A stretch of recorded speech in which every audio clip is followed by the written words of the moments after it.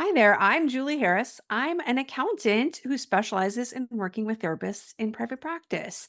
I own Green Oak Accounting, and all we do over there is work with therapists and help them start, grow, and scale their practices. Well, hello, everyone, and welcome to the podcast. And I'm so glad and excited to have my dear friend Julie Harris back on the podcast. Welcome, Julie. Gordon, it's so good to see you again. I'm happy to be Yeah, back here. I feel like I'm a repeat visitor. well, you're a pro. I mean, that's all there is to it. And Julie has a podcast, Therapy for Your Money, and she's part of the Sightcraft Network Yes. along with this podcast. And Julie's been a dear friend of mine, and we've done a lot of collaborating over the years. But Julie, as I start with everyone, for folks that might not know you, which would be hard for me to believe, but for folks that might not know you, tell them a little bit more about yourself and how you've landed where you've landed. Yeah, so I'm first and foremost an accountant, lover of numbers. Numbers are my jam. I like to say that my superpower is seeing the story in the numbers. Like the numbers tell me something and I love looking at that. So I am the founder of Green Oak Accounting, an accounting firm that specializes in working with therapists in private practice.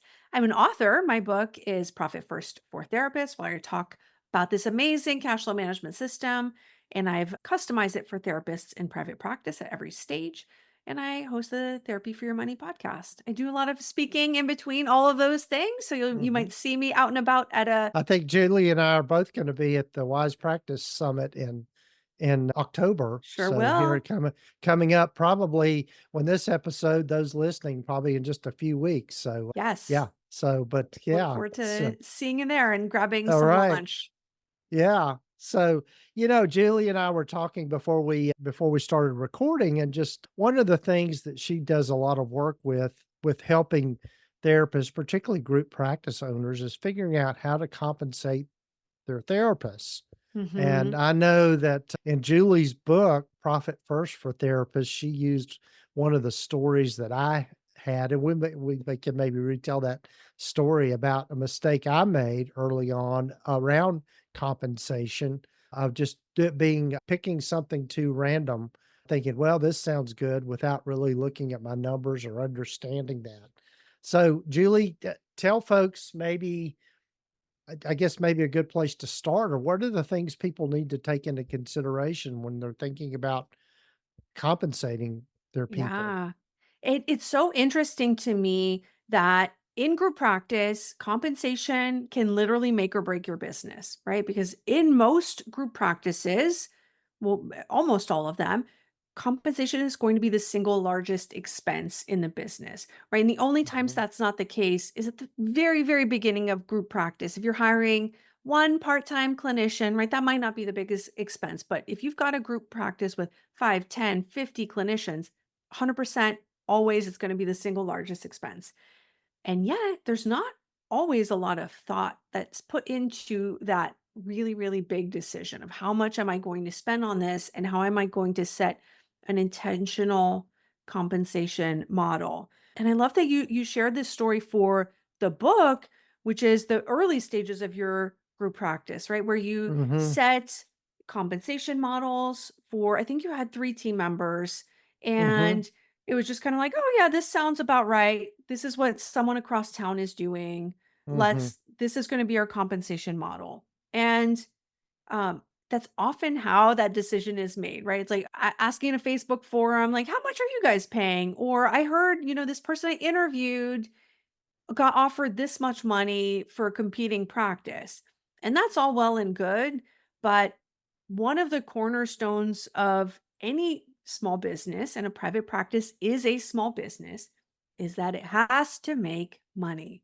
It's not mhm, optional, right? For those of us living in the real world who need to make an income, right, which is almost all of us, where you're working because you need money to live, you're doing something that you love, but you need money to put food on the table, put gas in the car, right? All of those things. A profitable business means that you have a business that can survive, can grow, can continue to serve your clients and thrive. When there's no money in private practice, when you're not making a profit, that often leads to a business closing because it's not sustainable. And mhm, so, one of the big things that I preach is that first, a business has to be profitable. And then second, your your team members, your clinicians have to create a profit for the practice. In my mind, there is no other way. It's black and white. There Mhm. has to be profit for every single clinician, every session, or else it doesn't make sense. The math doesn't math.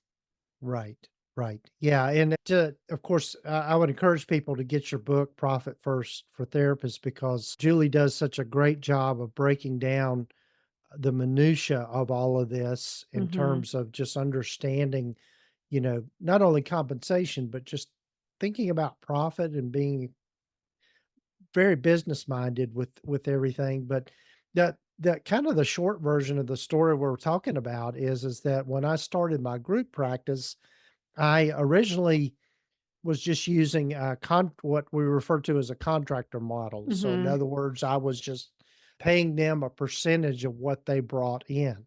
And so I just picked up, I thought, well, this would be generous. I can pay them it was I'll go ahead and talk a little bit of numbers. It was a tiered system that started at like 60/40, and then it went to 70/30 Mhm. split, and then 80/20, which that was the Ou part that I made ouch. mistake on. Yeah. Yeah, Yeah. so I thought, well, if they're bringing in this amount of money, then keeping 20% of it, sure, that's great. But the truth of the matter is, as we know, our biggest expense in private practice, particularly if you're a group practice, is what you pay your employees. Mhm. And so what I discovered is I go and look at my cash flow each month, and I'm thinking, golly, I should be making more money than Yeah. this. And what I was ending up having to do, because I did that random kind of split, which I thought was generous and fair and that sort of thing, is I was having to pay my employees or my contractors out of what I was making for myself. And so they were not only keeping the lion's share of what they were making, but I was also having to pad that with what I was making. So it was spiraling out of control pretty quickly, and it wasn't going to be sustainable. So And yeah, Gordon, go and, like, I ahead. I Yeah. wanna emphasize what you just said, like, you were working more than in solo practice to subsidize the work that your clinicians were doing, right? Exactly. Their work was not covering what you were keeping, that 20% was not covering overhead expenses, so you were Mhm. having to work more to offset the nonprofit that they were creating. Which is like, if you think about it, like, and that happens every day in so many practices, but when you take a Mhm. step back and look at it objectively, if your friend were coming to you and saying, "Hey, I hired all these people and they're great and I love them, and I also doubled my workload to make sure that I can afford them." You would say, "Wait, that doesn't make sense. Like, you should All be right. working less because you're now managing them, right? All You right. and you're Right. doing more intake, more admin work, more billing, more everything, Yeah. and seeing more clients yourself Oh, to right. bring money Right. in. Yeah. Yeah, yeah. But it turned out, it was a hard lesson to learn, but also I switched from being having contractors to having employees, which I think, having contractors, at least on paper, it sounds easier because you're not having to deal with FICA and Mhm. taxes and all of that sort of thing. But in the long run, ended up becoming much more profitable by switching to employee model. And I did a comparison with the people that I did. I said, okay, this is what you're making as a contractor, and this is what you're having to pay out in your taxes, and this is what you're going to make now with this new compensation plan. And they really weren't that much different, but it Mhm. it was the fact that I was really being more conscious of what the actual numbers were rather than just picking a random number. And Yeah. so and basically, I'm still using basically the same kinda compensation plan as I switched to, but I've upped it, over time with us going up on our fees and everything. Yeah. Mhm. So are you doing now did you switch to a fee per session? Like a dollar amount per Yes. session? Was that the Yes.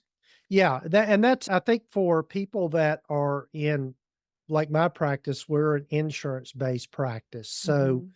you have to be very, aware of what you're because you get paid differently from different insurance Yeah. companies, and so you need to have a really clear figure of what is your average income per session based on the different, fee amounts that you're receiving, and so I reworked everything, and what I pay my therapist now is just a flat fee per session based on those averages, and Mhm. also it's an incentive-based system in that the more clients they see, the more their fee goes up, so I worked it out, the math worked out, and it's Okay. it's working well. So you kept the tiers, correct? Yes, I kept the Okay. tiers, but it's a at a it the tiers are in line with what the actual numbers are, and Yes. so Yes. that's the key, and Based so in and reality. right, and so my my th and also in addition to that, I'm able to provide benefits to my therapist. They've got health insurance that they're full-time and all of that sort of thing, and the beauty of it is too, is it doesn't matter to me whether they're part-time or full-time, it covers everything. So, if they only see a few clients, I'm good, I'm still making a profit. They see a Mhm. bunch of clients, yeah, I'm still making a profit. So, it's all about making sure that they are paying for themselves and their own overhead. Yes. When I think that's something that is often not considered, right? When I've heard this story so many times before from a practice owner that says, "Well, I'm hiring and I want to, I have felt taken advantage of before at a group practice. So I want to offer as much as I possibly can." Right. And so Right. then they're looking at the numbers and saying, well, I mean, if I offer them, 70, 80%, I'll still be making some money. I'm not selfish. I just want to cover my costs here. Right. Something along Mhm. those lines. It comes from a place of true Mhm. kindness. It absolutely does. But what is often not considered is that this comp model that can make sense for one single therapist, possibly, right? If you're just looking at additional costs in software, right? It's minimal overhead. You might need an email license, a software, a couple different softwares, EHR, that kind of thing. You're not needing additional space because they're going to share your space. Like the additional costs for one single person are not that big. But if you're hiring 5 clinicians, then yeah, you probably do need larger space. You probably need someone to help on the phone with intake. You probably need someone to do billing, right? And if you haven't left any room to add those things in, then Mhm. you have set yourself up for failure, unfortunately, right? Right. Because at a certain point, you as the owner can't keep doing all those things. Or if you are, you need to significantly reduce your caseload to Right. be able to do that, right? If you're all of a sudden doing Mhm. intake for 5 clinicians, that could be a lot. That's a lot of Right. scheduling and rescheduling, and the copay didn't go through, right? That all of that is just a lot of work, and someone Mhm. needs to do it, and someone needs to get paid to do it, Right. whoever that Right. is. So it's always coming from this beautiful place of kindness, but Mhm. it's not putting our business owner hats on and saying like, "Okay, if I keep going down this road, what is it going to take? What will the business need? And how are we going to pay for that?" Um, Right, right. Yeah, those are the things that because come up yeah, often. because and I think too, just keeping a pulse on it all is so important. I mean, if you're not looking at your profit and loss statements or somebody that you designate is looking at it, Mhm. you can get down a rabbit hole pretty quickly and find yourself in some trouble. Yeah. And I would also argue that you can't abdicate that responsibility. So even if you have someone on your team who's keeping an eye on things, you as the business owner still also have to look over their shoulder and keep an eye on Mhm, things. And I feel mhm. that way about accounting. I feel that way about billing, right? Just because you hire a biller doesn't mean that you just shake your hands and you never have to look at it again. quite Mhm. the contrary. You definitely need to Right, keep an eye, poke your head in right, there, make sure everything that's supposed to be happening is happening because if right. I know I've talked to a lot of practice owners over the years who have uncovered big surprises when they finally started looking like, wait a second, we're only making this much money. How come? What's happening? Oh, none of these denials have been worked. What's going on? Like Yeah. there's just you can trust but verify. Right, right. Yeah. Yeah, absolutely. Well, Julie, I know you've got just on this whole topic of compensation, you've got a webinar coming up. And for folks that are listening to this episode, you want to say more about that and just what Yes. it teaches? Yes. So I encounter a lot of practice owners just in the course of business who are thinking about starting a group practice, who are in the early stages of a group practice and who have a lot of questions around compensation, how to structure things, how to make sure that you are setting the practice up for financial success. And so I have a free webinar available for you. It is on September 27th at noon Eastern, 9 a.m. Pacific, and a replay is available. That's a question that comes up often. So even if you Mhm, can't attend at that specific day and time, I encourage you to sign up for the webinar to get access to the replay because in that webinar, I cover some of the common mistakes that I have seen practice owners make in starting their group practice so that you can avoid those mistakes. There are a lot of things that you can do up front, whether you are hiring your very first clinician or you already have a few. There are a lot of things that you can do to set yourself up for financial success, but also success in your relationship with your team members as well. You can treat your team members fairly, but also make more money. When you're mhm, growing a group, usually one of the goals is to make a little bit more money, right? I say one of because often there are other goals like increasing your impact, serving more clients, right? Those are really great, honorable goals. But I'm an accountant, so I think you should make more money as well. So I mhm. want you to build a group practice in a way that will allow you to make more money down the line as well. And so that webinar, completely free, September 27th, 12 Eastern, noon, and you can go to greenoakaccounting.com/Gordon to register for that webinar. So I encourage you to go Oh, there. And Gordon, will you put that in the show notes yeah, as well, yes, please? we will. Absolutely, absolutely. It'll be in the show notes for people to find that. And also, we mentioned your book. You want to say more about your book for people? Of course. Yes. So the book is Profit First for Therapists. It is a great resource for implementing Profit First, but also, Gordon, as you know, I'm a mom. I have three school age kids. Mm, And so when my kids were little, I would sneak veggies into their food because they didn't eat a whole lot of veggies. And so I like to think that I snuck some veggies into the Profit First for Therapists book. I really thought holistically about if a practice owner is picking up this book, what do they need to know about profit first? But what do they also need to know about managing their money in their private practice? So I snuck mhm, in a few extras like paying down debt because a lot of therapists I know have student loan debt. There's a mhm, whole chapter on team compensation because I know that you're probably going to need to know what to do with that. So I snuck in a few extras that are not really profit first related, but I knew are going to help practice owners like holistically look at the money in their practice. So all of that is included. The book is available wherever you buy books. I recorded the audio book myself as well, so you can get it on Kindle, on Audible, and paperback as well on uh, Amazon and a lot yeah. of other places too. Yeah. It's an essential book for anybody in private practice as far as I'm concerned. I mean, it's just, yeah, Well, thank you. one of the first things you need to read, I think, particularly if you're starting out. So, yeah, And you'll definitely. read a couple of fun stories about Gordon too. I love it. Thank you. Thank you for participating. I mean, I Yeah, interviewed yeah. Gordon for the book. I shared a couple of his stories. So if you want a little behind the scenes about Gordon, they're in Yeah, the book yeah. too. All right. All right. Thanks, Julie. But well, Julie, we got to be, I guess we need to watch our time and got to be respectful of your time. Again, she mentioned the webinar coming up and there'll be links here in the show notes, Green Oak Accounting /Gordon, and that'll Yes. get you to the page to sign up for the webinar. I'm looking forward to seeing that. And so any other closing thoughts here, Julie? Yeah, I mean, you and I have chatted about this often, but Gordon, if I can just step on my soapbox for a second, I Uh-huh. really truly believe that every practice deserves to be profitable and that it is in service to everyone around you. Mhm.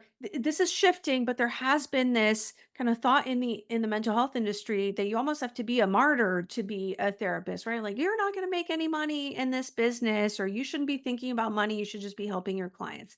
And I think that has led us over the last several years to just an incredible amount of burnout in this industry. I think you Mhm. deserve to get paid.